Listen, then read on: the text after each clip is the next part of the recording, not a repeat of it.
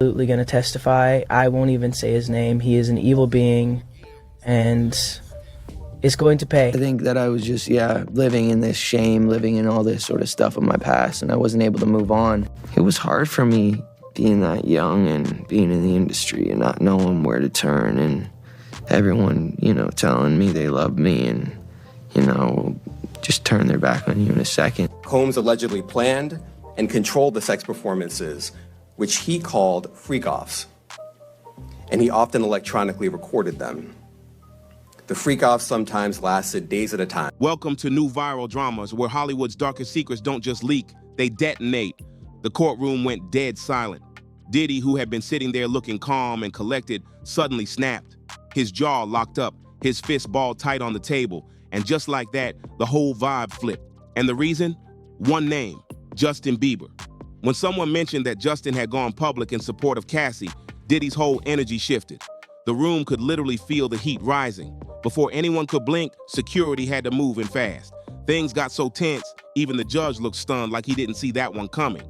And that wasn't even the beginning of the madness. Earlier that day, the courtroom felt off, like too quiet. Diddy strolled in with his overpriced legal dream team, rocking that fake cool like he had everything under control. But if you looked him dead in the eyes, you'd see it. That paranoia, that fear. He kept scanning every corner of that courtroom, like he expected someone to pop up and expose something he couldn't hide from. And here's where it gets really wild. Security? They weren't playing. 2 extra guards were posted near his table. One stood right behind his chair. Another one planted on the aisle like they were guarding the president or something. That ain't no regular setup for a celeb trial. That's lockdown mode. Word is, they were warned something major might pop off. Do you think the person that the you of then was on a path of self-destruction? Oh, for sure. Yeah, I would have, for sure, 100%. Yeah. It would have been no bueno. It was bad. I don't know if I'd be alive, for sure. It was dark. So I'm very, very grateful to have influences in my life that have played a huge part in me seeing their relationship with Jesus and their relationship with their wives and their relationship with their kids and saying, that's what I want. But I want to definitely tell my story so that if that resonates to anybody, that they can hopefully, but yeah, just protecting those moments because people take for granted encounters and Then Cassie made her entrance, and the whole courtroom turned their heads like it was a movie scene. She wasn't trying to be flashy, but she owned the room in a black dress with a white collar. Real simple, real powerful. But the way she moved, it said everything. Her friends walked in with her, tight around her like a human shield. No security badges, no earpieces, just real ones, loyal and locked in. You could feel the difference clear as day. Diddy had money, lawyers, and hired muscle. Cassie, she had people who were there for her, not a paycheck. That energy hit different. Now here's where it got tense. Diddy kept obsessing over his phone. He was scrolling nonstop, his thumb moving like he was hunting for something or waiting for it. Every time he looked at that screen, his face dropped darker, like the walls were closing in. Then boom, his lawyer had to snatch the phone from his hand. And that's when I saw it. Diddy's hand was actually shaking. He was losing grip, literally. Meanwhile, the prosecution, acting suspiciously calm. They were doing that quiet chaos move, sliding notes back and forth, whispering behind folders. Wow! I feel violated right now. Wow. Yes, lean into me again. You smell amazing. How old are you? Thank you. How old are you? I'm 16. I'll be 17 in like 2 weeks. I don't ever remember smelling that good at 16. Like that was bad. Yeah. Wow, look at your eyes. Look at what a beautiful... Bieber turned 15, and it suddenly seemed that Hollywood was keen to almost initiate him. I think that's the right word. Like there was almost like this initiation that he needed to go through. So I want you to be now super uncomfortable and watch this video of an interaction between him and none other than Diddy. Take a listen. Justin, you ever seen the movie For the Times of Their Lives? Where we hanging out and what we doing.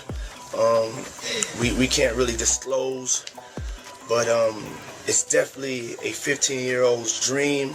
I have been given custody of him.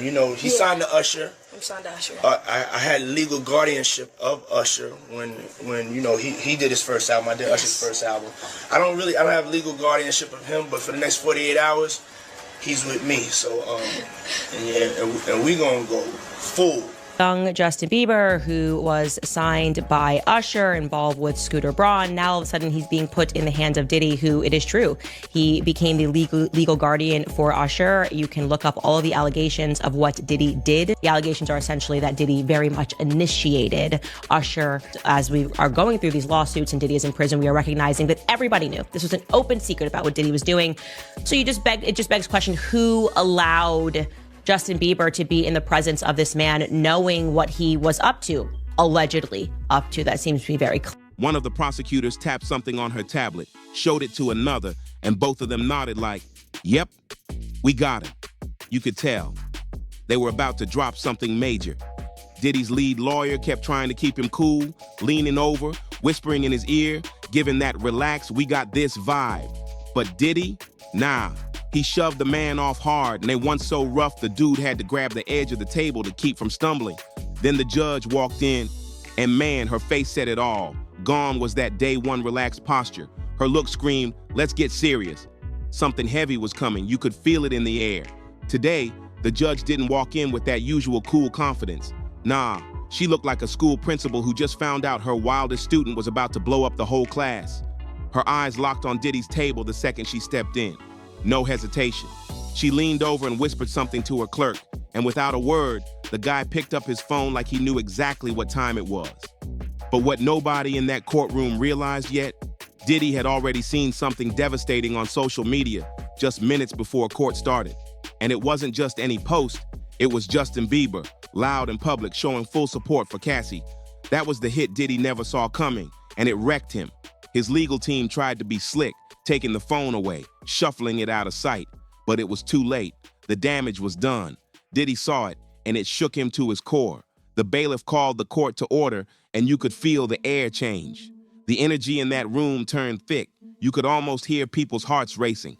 Even the jurors were off. You could see them whispering, side-eyeing each other, trying to figure out why the mood dropped so fast. One woman's hands were trembling as she asked for water, trying not to spill it. She looked scared. And she wasn't even the one on trial. And then there was Diddy, sitting frozen in his chair, leg bouncing like a ticking time bomb. A vein popped out on his forehead, pulsing like it had its own heartbeat. His lawyer kept sliding documents in front of him, hoping to snap him out of it. But Diddy, he wasn't even pretending to care anymore.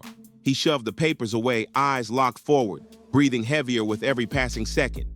It was like watching a volcano about to erupt. Everyone in that courtroom felt it coming. The walls couldn't hold it. The tension, the silence, the fear, it all built to that one moment. And that perfect image Diddy had crafted for decades, it was seconds from getting destroyed in front of everyone. While the courtroom was locked in chaos, something explosive lit up the internet, and it hit harder than anyone expected. Yeah, so, yeah. I just want to protect her, you know? I don't want her to lose it. I don't want her to, you know, go through anything I went through. I don't wish that upon anybody. So, yeah, if she ever needs me, just think about how young I was and so impressionable. And you have everybody telling me how awesome I am at all times, you know, and like. Yeah. It's like taking a kid and putting a kid in a room full of nothing but sweets. Right. And just saying, I'll be back in 2 days. Exactly. I just want people to understand, like, the psychology behind why I potentially could have problems in my life. So. In time, let's talk about the fact that Combs' co-defendant in a civil case, a case, by the way, that accuses him and this co-defendant, another A-lister, of rape. This guy is once again slamming the attorney behind the case, insisting that he be sanctioned for allegedly not doing his job. We're talking, of course, about Sean Carter, better known as Jay-Z, once again calling out attorney Tony Busby, calling out his character, more specifically into question, claiming that the Texas attorney's filings have, quote, substantial. Now, we've talked about this before, but basically, a civil lawsuit was filed against Sean Combs on behalf of a Jane Doe who says that she was raped by Combs and another celebrity at a home after the Video Music Awards in 2000. Justin Bieber dropped a full-on social media bomb in the middle of the trial. Out of nowhere, he posted a statement backing Cassie, and it sent shockwaves across the entire music industry, straight into that courtroom. And what made it even more insane, this wasn't just some random celeb showing support. This was Justin Bieber, someone who used to call Diddy family. Let's not forget, Bieber basically grew up around Diddy. We've all seen those old clips of teenage Bieber at Diddy's wild parties. Diddy used to flex like he was Justin's big bro, bragging that he molded his career, put him on game, gave him guidance. So when Bieber turned on him publicly, it didn't just sting, it was a full-on knife to the chest. This wasn't a safe, polished PR message like sending prayers or thinking of you. No, Bieber named names and dropped details. He called out specific moments where he saw Diddy mistreating Cassie firsthand. He described one incident where Diddy grabbed her arm too hard at an after-party in front of everyone. He talked about seeing Diddy shut Cassie down mid-sentence during interviews, speaking over her like she didn't exist. Bieber said he'd witnessed it with his own eyes back in 2015. This wasn't gossip. This wasn't hearsay. This was someone from Diddy's own circle airing it out in public with no warning. These weren't rumors. These were first-hand accounts, straight from Bieber himself. And once the court hit its first recess, that post spread like wildfire. The courthouse turned into a frenzy. People huddled in tight circles out in the hallways, passing their phones around like they were holding breaking evidence. Even a few lawyers looked stunned. A court officer had to step in and remind everyone, phones off before re-entering, but the damage was already done. Legal assistants were racing to print out screenshots of the post and hand them to attorneys like they were holding fresh ammunition. Even some jurors looked spooked. You could see it on their faces, glancing around, confused by all the whispering. Something had shifted, and they could feel it. Then came the picture. Bieber had posted a throwback photo of him and Cassie from way back at some music event. Both of them were smiling, but Cassie's eyes told a different story. If you looked close, you could see it. That haunted, trapped look, the pain behind the performance, it hit people. But the real gut punch was Bieber's caption. He wrote, "I've always respected Cassie's strength. I'm sorry I didn't speak up sooner." Boom. Just like that, the game changed. For Diddy, the timing was disastrous. Within minutes, 270 million people had access to that post. News outlets were already cranking out articles like it was a 5-alarm fire. This wasn't just tabloid mess anymore. This was a global headline. A mega celebrity with serious influence had just taken a very public side. Reporters in the room went wild. One woman actually ran out the door, phone to her ear, yelling for her editor. Another was pounding away on her laptop like she was live blogging a war. Across the aisle, a TV journalist mouthed, "Did you see it?" to his colleague like they'd just witnessed history. Everybody in that courtroom knew. This just flipped the entire narrative.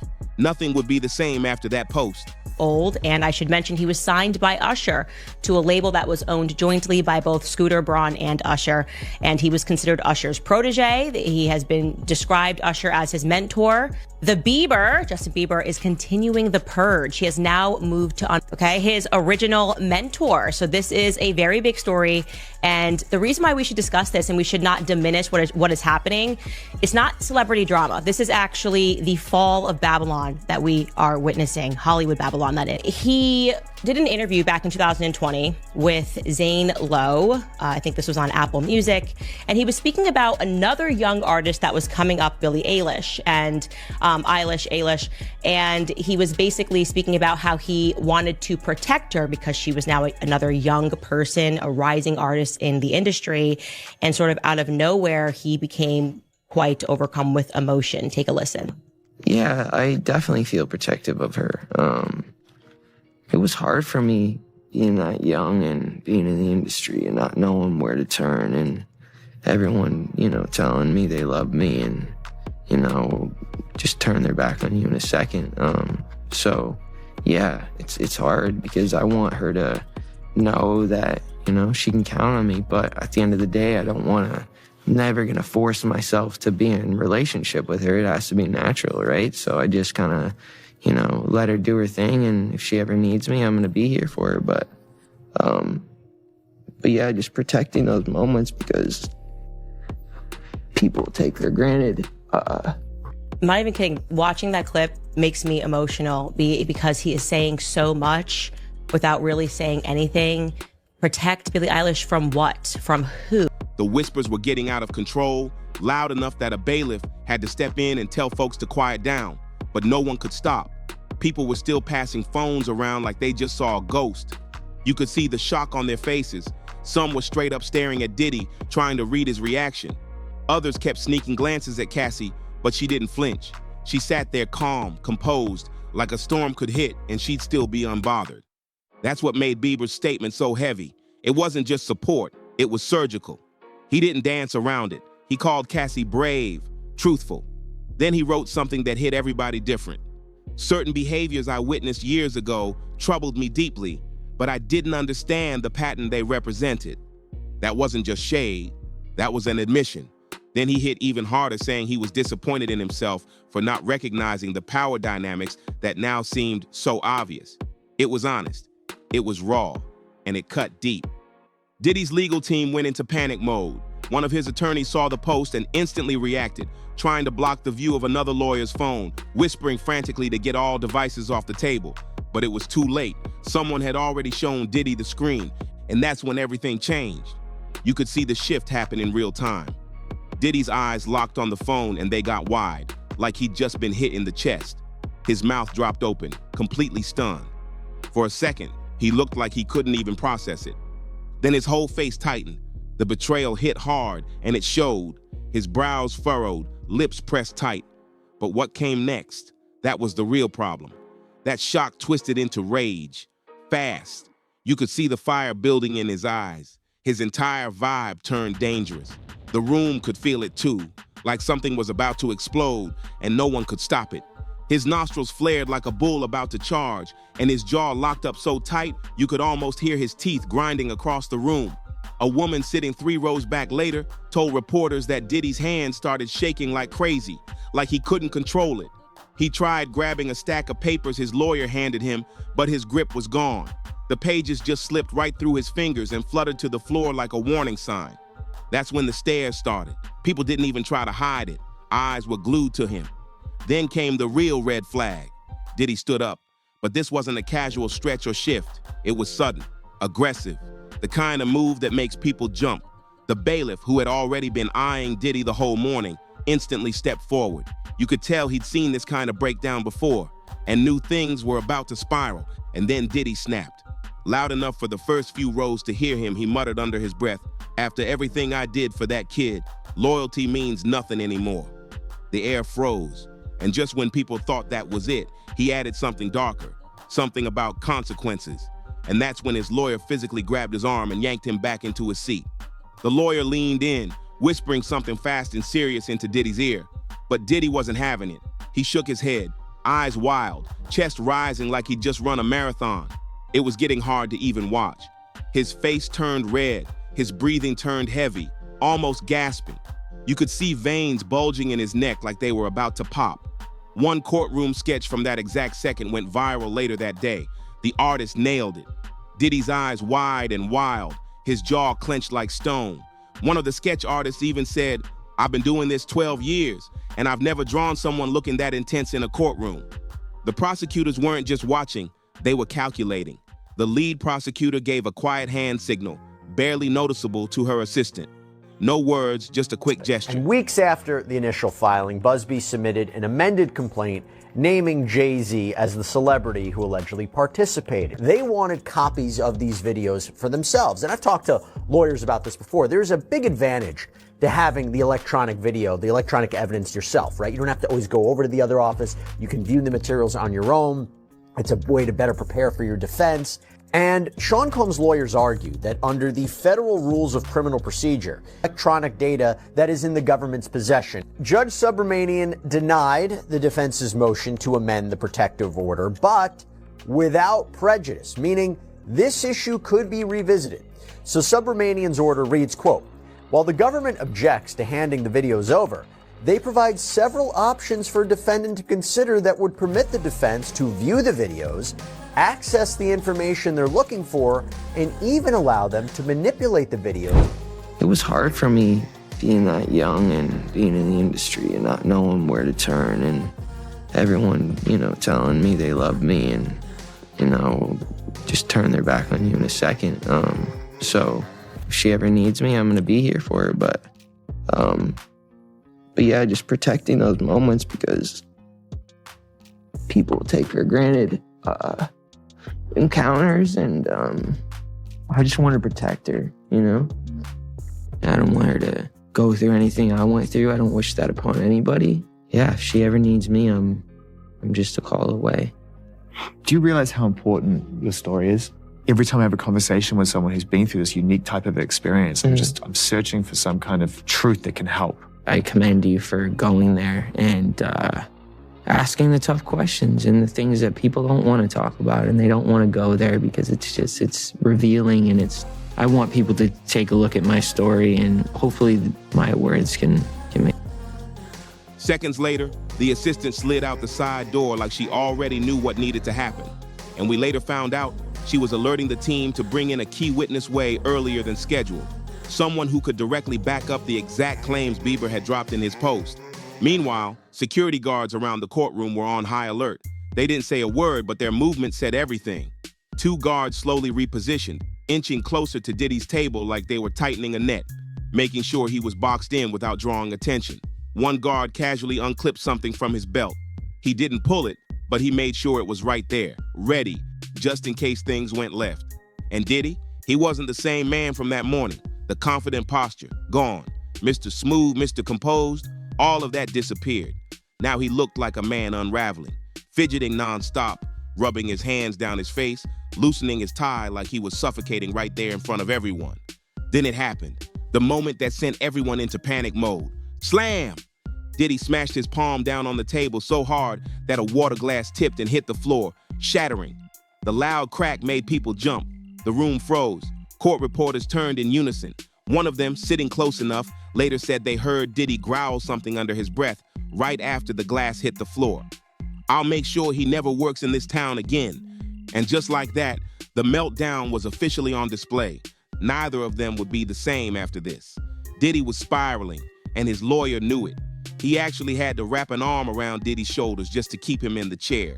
The whole courtroom was holding its breath. But the judge, she wasn't here for the drama. She slammed that gavel down hard and called for an immediate 15-minute recess. But that break, it was the worst thing that could have happened for Diddy. Instead of cooling off, he just sat there boiling. His legal team huddled around him in full panic mode, whispering fast and throwing side eyes like the whole case was slipping through their fingers. Diddy wasn't even listening. His leg bounced under the table and his hands clenched so tight they turned red. And then, Cassie walked back in. But this wasn't the same Cassie from day one, the one who avoided eye contact and stared at the floor. No, this Cassie came in like she was done being quiet. Her shoulders were back, her head held high. She didn't glance down once. She walked straight to that witness stand like she owned the room. And when she looked at the jury, it was powerful, direct, like she was telling them, I'm not scared anymore. She didn't even blink at Diddy. She looked through him, like he was nothing more than background noise. Then she dropped the bomb. The prosecution pulled out messages, real, undeniable receipts that no one had seen until now. The courtroom gasped when they flashed on screen. One thread from 2016 showed Diddy sending 17 text messages in a row, demanding to know why she hadn't picked up her phone. Another message, even worse, Diddy asked for her exact location, down to the room number at her hotel. I need to know where you are every minute, one message read. Then came the threat. That's the deal, if you want to keep your career. You could have heard a pin drop. The silence was heavy. Even the ceiling fan sounded loud. And when Cassie calmly explained how Diddy controlled who she was allowed to speak to, especially in the industry, it hit hard. He had a list, she said, a list of male artists I couldn't talk to unless he was in the room. People in the gallery didn't move. They just stared, realizing this wasn't just a breakup story anymore. This was control on another level. Then Cassie dropped a name that made the whole room freeze, Justin Bieber. She said he was one of them, one of the male artists Diddy forbid her from speaking to. When she asked why, Diddy didn't even bother with an excuse. Don't question me, he snapped, but she did anyway, and that's when it turned dark. She testified that at an after party in front of everyone, Diddy grabbed her arm and leaned in close, whispering, "You'll regret that." The way Cassie told it, calm, steady, not a single crack in her voice. She laid out years of being isolated, watched and controlled like it was her truth, because it was. She painted a clear picture of fear disguised as protection. And the wild part, every single thing she said mirrored Bieber's viral post. The public shaming, the subtle threats, the constant surveillance. It was like her words and Bieber's post were puzzle pieces fitting perfectly together, even though she testified they hadn't spoken in years. When the prosecutor asked her why she never came forward before now, her answer cut through the room. He told me no one would believe me. He said he controlled who made it in this industry and who didn't. I watched him end people's careers with a phone call. You could see the impact on the jury. One woman wiped away tears. An older man gripped his notepad and underlined something 3 times. It was clear. This wasn't just testimony. This was a turning point. Then came the bombshell. The prosecution played hotel security footage from 2018. Real video proof. On screen, Cassie was seen talking to a male artist in a hotel lobby. Seconds later, Diddy walked in, wrapped his arm around her and led her away. It wasn't violent, but the body language said everything. Possessive, controlling, like she was property being claimed. It matched her story exactly, and Diddy knew it. As soon as the footage played, he leaned hard into his lawyer, whispering fast, pointing at the screen like he was watching his whole defense fall apart in real time. And Cassie, she kept going, naming dates, places, who else was there. Her memory was sharp, her truth, unshakable. March 8th, 2017, the Standard Hotel, New York, June 22nd, 2017, his house in Miami, September 12th, 2018, backstage at the VMAs. Cassie dropped date after date like she was reading straight from a case file. Each one hit like a punch. And with every new moment she recalled, Diddy's lawyer started flipping through his notes frantically, looking more shaken by the second, like he couldn't keep up with what was being unleashed. Then Cassie dropped another bomb. She said other people who had stayed silent for years, were now coming forward. After Bieber spoke up, my phone hasn't stopped buzzing. People are reaching out, saying they're ready to tell what they saw. And then, the moment that broke Diddy. Cassie calmly testified that after she once spoke to Justin Bieber at an industry event, Diddy pulled her aside and said, "Even Justin knows what happens to people who cross me." That line, with everything happening now, hit like a threat that had just come back to haunt him. With Bieber now publicly supporting her, that old warning looked real bad, real fast.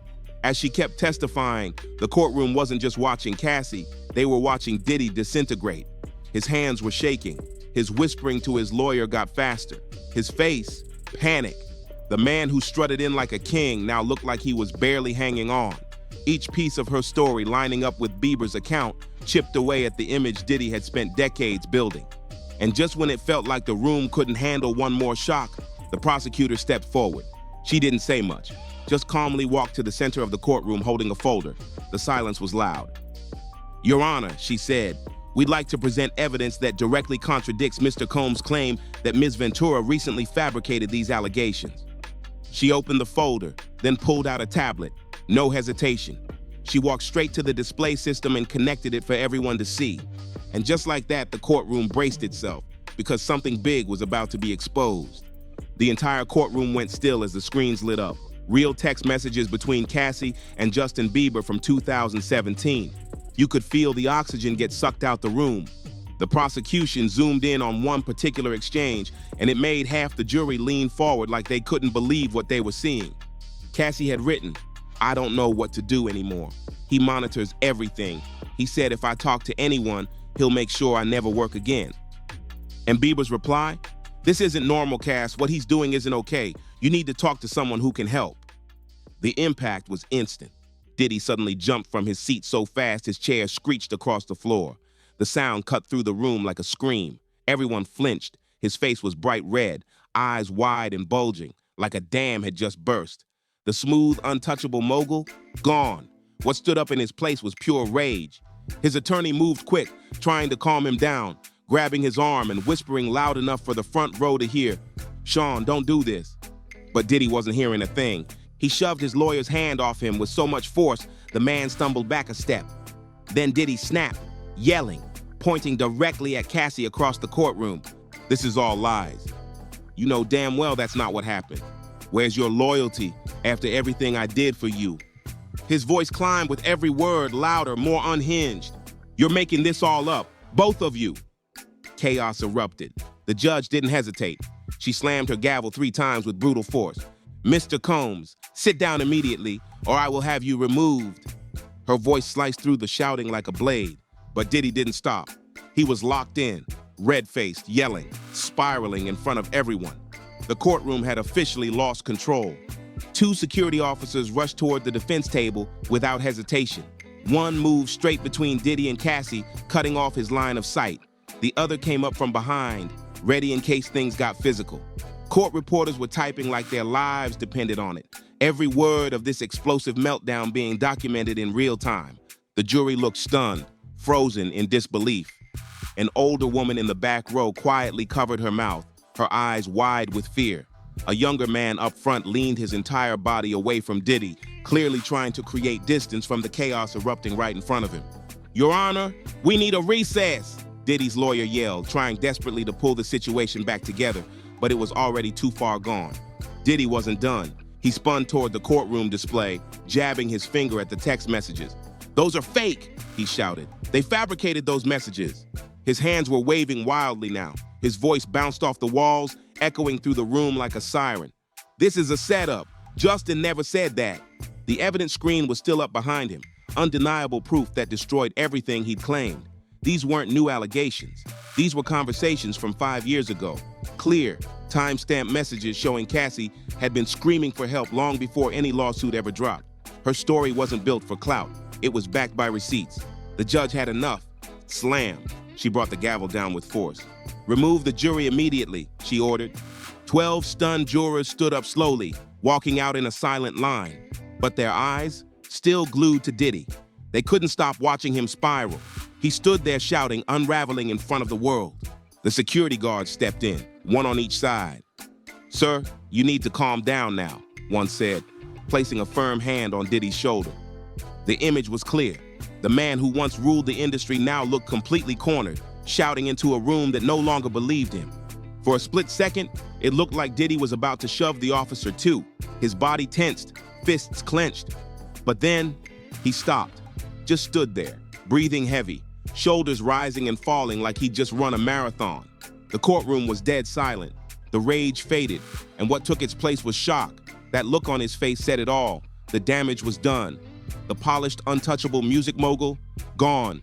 That carefully crafted image he'd spent decades building had just collapsed, and the world was watching every second of it. With security officers standing tight on each side, the real Diddy, the one behind the brand, was finally exposed. And suddenly, Cassie's testimony didn't seem so hard to believe anymore. Once the jury was safely out of the room, Judge Marlowe didn't waste a second. She stood up, locked her eyes on Diddy, and pointed straight at him with no hesitation.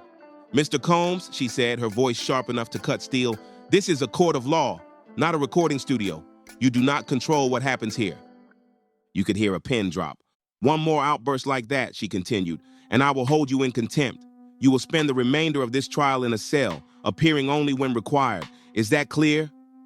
But she wasn't done. She ordered an emergency psychiatric evaluation before the next day's session. Then she dropped another bomb. New security measures were going into effect immediately. 2 armed officers would remain within arm's reach of Diddy at all times in court. Even his own lawyers weren't allowed to speak to him unless an officer was present.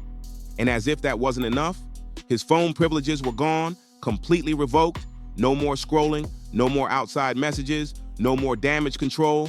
His legal team huddled in the corner like a beaten football squad, down by 40. No game plan, just stunned. The courtroom had flipped. Control, gone. Power, stripped. Now it was Diddy who had to answer, and the walls were closing in. Diddy's legal team looked like they had just watched their case crash and burn in real time. The head attorney sat frozen, shaking his head slowly like he couldn't believe what just happened. Another lawyer was pacing near the corner, phone pressed to his ear, whispering frantically. A third sat scribbling notes with panic all over his face. Every few seconds, he glanced up at Diddy like, "We're screwed." Their body language said it all. They knew they'd taken a massive hit, and once the jury returned, it became painfully obvious. The energy had shifted. A woman in the front row, who had been neutral all trial, actually moved her chair a few inches away from the defense table. An older man who had been taking detailed notes now sat still, arms crossed, pen untouched. But the one that said it loudest? Juror number 8, the young, professional-looking guy who smiled at Diddy on day one like he was starstruck, now refused to even look his way. Not once. Meanwhile, the prosecution team sat ice cold, locked in. No cheers, no smirks, just focus. But if you look close, you'd catch it. The lead prosecutor calmly straightened her files, gave one quick glance at Diddy, and her eyes said everything. Her assistant had to subtly cover her mouth, hiding a tiny smile she couldn't hold back. That was the vibe. They knew they had just won a major round. And security? They weren't playing around anymore. 2 officers now stood directly behind Diddy's chair, arms crossed, eyes locked. No more pretending to blend in. Another stood by the courtroom door with his hand resting on his belt, ready for anything. The whole setup screamed one thing: we're not risking another outburst. Even the legal analysts sitting in the gallery couldn't stay composed. They whispered to each other nonstop, flipping through their notes, jaws tight. Everyone watching could feel it. The balance of power had shifted. The courtroom wasn't Diddy's stage anymore. It had officially become his reckoning. A former federal prosecutor leaned over and whispered to the person beside him, "He just lost," right there. You could feel it in the air. Law professors scribbled like mad in their notebooks. A seasoned defense attorney, fresh off another high-profile trial, shook his head and muttered, "Amateur hour." The courtroom had turned into a masterclass in what not to do under pressure. And right in the middle of it all sat Cassie, still, composed, silent. She didn't blink during Diddy's meltdown, didn't flinch when he yelled, didn't even look shaken when security stepped in. She sat upright, hands folded in her lap, not giving him one drop of reaction. Her stillness, it was louder than any shout. The contrast between them couldn't have been more brutal. Her calm, his collapse. By the end of the day, the shift was impossible to ignore. Diddy had strutted into court like he ran the building. Tailored designer suit, polished shoes, flashing that confident grin. But when he left, that same man was unrecognizable. His tie was loose, his shoulders slumped. His face told a story of a man who had been exposed. He kept his eyes locked on the floor, ducking away from the sea of reporters now flooding the hallway. But the most telling moment, when his lead attorney tried to place a guiding hand on his back as they left, Diddy shrugged it off. But not with swagger like that morning. This time, it wasn't defiance, it was defeat. What we witnessed in that courtroom wasn't just a clash of testimonies, it was a full-blown character reveal. On one side, Cassie, grounded, unshaken, prepared. On the other, Diddy, spiraling, emotional, and unraveling in front of a national audience. And then there was Bieber. His statement lit the fuse, and once he took Cassie's side, the whole facade started to crumble. His move shattered the unspoken Hollywood code, never expose your own. But now, that silence is breaking. So here's the big question, who's next?